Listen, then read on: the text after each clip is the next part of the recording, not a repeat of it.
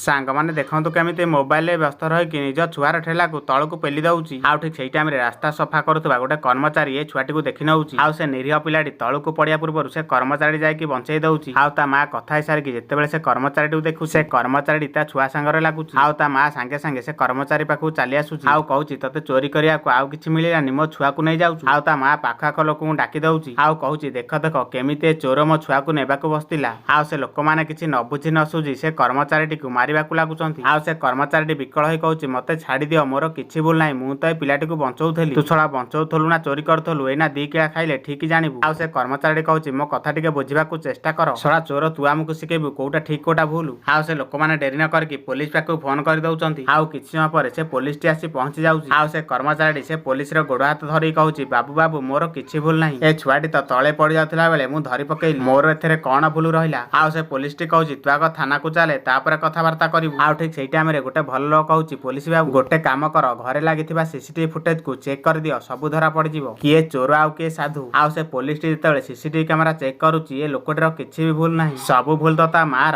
ଆଉ ସେ ପୋଲିସଟି କହୁଛି ତମ ନିଜ ଆଖିରେ ଦେଖ ଜାଣିପାରିବ। ଆଉ ଏ ସିସିଟିଭି ଫୁଟେଜ ଦେଖିଲା ପରେ ତା ମା ସେ କର୍ମଚାରୀଟିକୁ କ୍ଷମା ମାଗୁଛି। ସାଙ୍ଗମାନେ ଯିଏ ଭଲ କାମ କରେ ସେ କେବେ ବି ଖାଲରେ ପଡ଼େନି। ଯଦି ଠିକ୍ କହିଲି ତାହେଲେ ଗୋଟେ ଲାଇକ୍ କରିଦିଅ।